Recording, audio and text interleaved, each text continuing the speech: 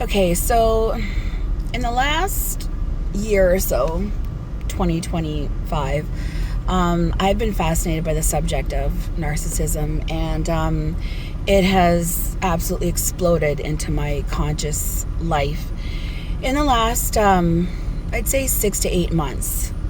I met somebody this year after being divorced for the last 3 years, and the dating scene was just a nightmare in the last 3 years.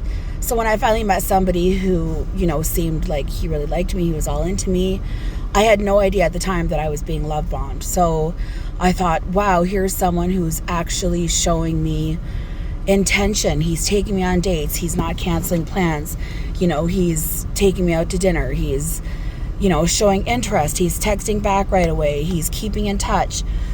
This year, in that relationship, it was 5 months, but it was the most intense and fucked up 5 months of my life that I can, outside of in terms of relationships, it was the most intense and fucked up 5 months of my life. I was married before and divorced, and I don't even remember that relationship or that divorce ruining me or screwing with my mind as much as this most recent one this year. I have dove into narcissism this year.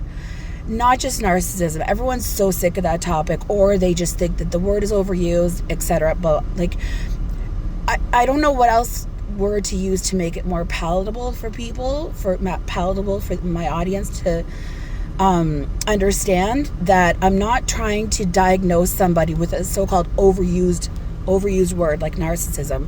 Let's just say some character disordered person, some really toxic personality that really, really messes with your mental health, and it just destabilizes your very foundation and trust in the world and in people and relationships. And that's what happened to me. So I have delved into this topic because I'm a naturally curious person. I've worked as a journalist for 2 decades now. So I'm naturally curious, and I read. I'm a voracious reader. I'm desperate for knowledge. I love learning.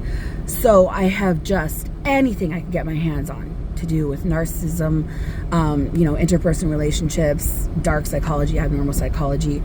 I have been voraciously consuming it this past year. So I met this guy in March of this year.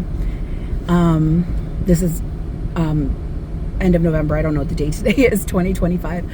And my dad died in June of this year as well, right in the middle of this really, really tough relationship that I was in. So needless to say, it's been a hell of a year. I have learned so much. My soul has obviously been horrifyingly, bounced around this year. I've been to the heights of euphoria from this relationship to the depths of hell, right? I do get a little bit of tears here and there, but I'm good. I'm really, really a very happy, cheerful, positive person at heart. I wear my heart on my sleeve, and it might seem like, Donna's emotional, Donna's this or that, but in reality, just because I'm showing a little bit of a tear here and there, it doesn't mean that I'm falling apart, okay? I am very, very strong. I'm very resilient. I'm very happy. I'm hopeful. I have not lost hope.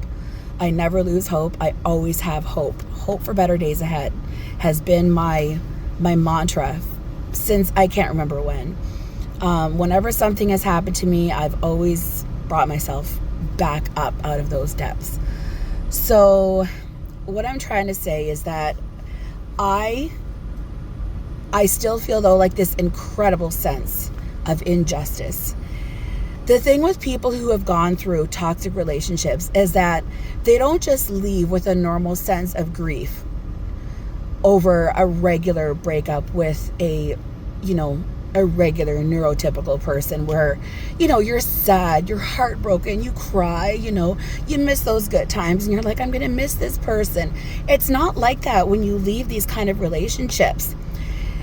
These kind of relationships rewire your entire mind, heart, and soul. You enter the relationship one person, and then you exit the relationship as somebody completely different.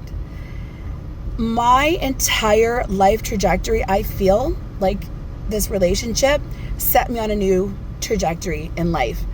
I've always been a runner, and there's a reason why I'm kind of changing the subject, but I'm like trying to segue into a new topic, but also related to narcissism.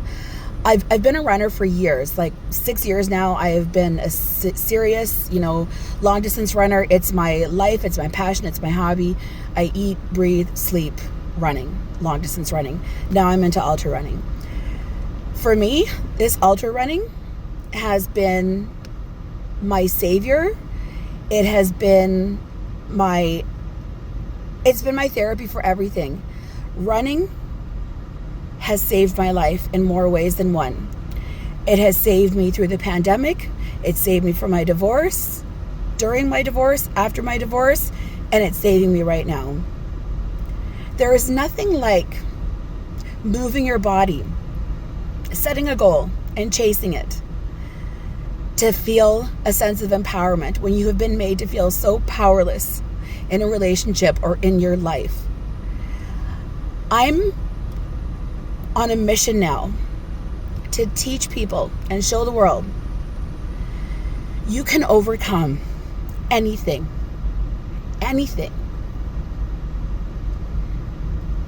I'm overcoming an extremely toxic relationship and the death of my father within a 5-month span this year. And I ran an 80-kilometer ultra marathon within that 5-month span.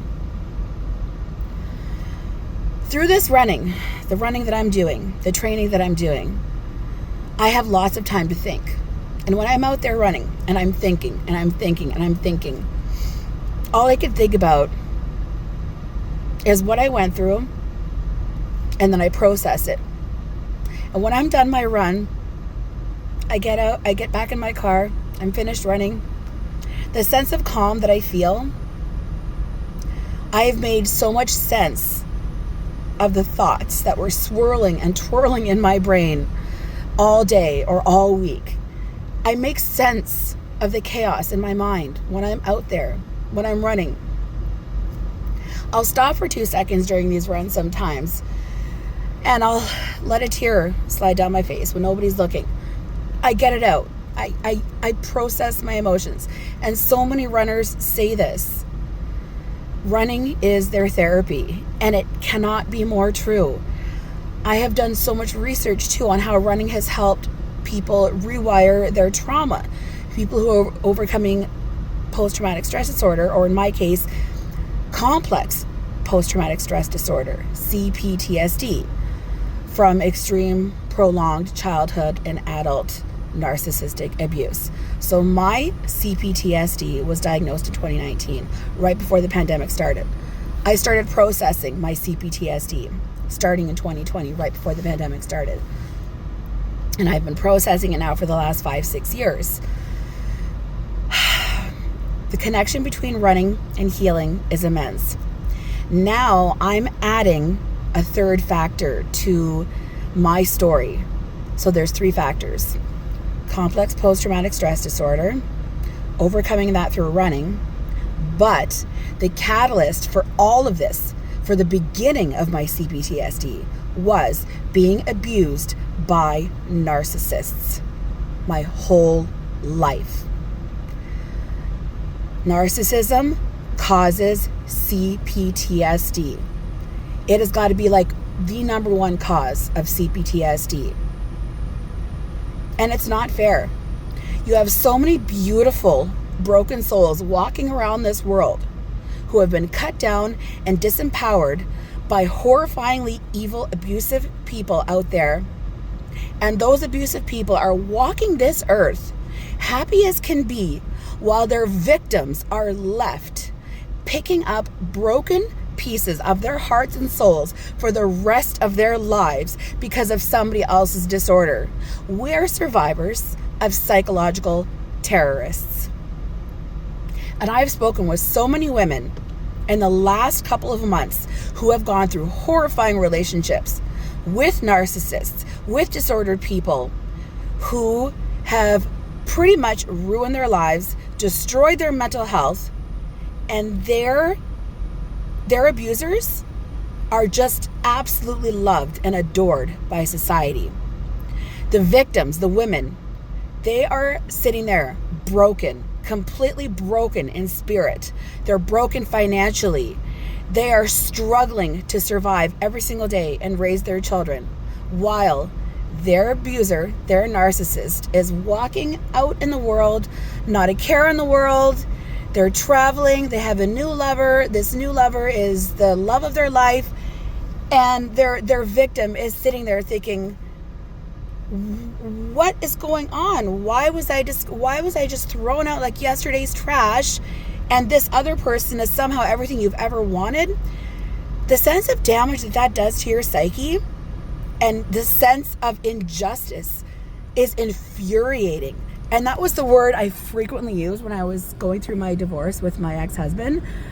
That was the emotion I felt. I was infuriated at the injustice, the losing my house, almost losing my children, almost losing my sanity, while he was out here, oh, I'm so happy, I'm in love with somebody else. And I'm just like, I'm sitting here trying to pick up the pieces of my shattered life while you go on and you think you found heaven on earth, but I used to be your heaven on earth.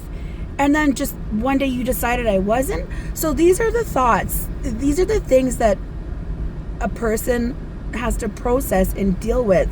These things make you question your entire identity, your entire self-worth.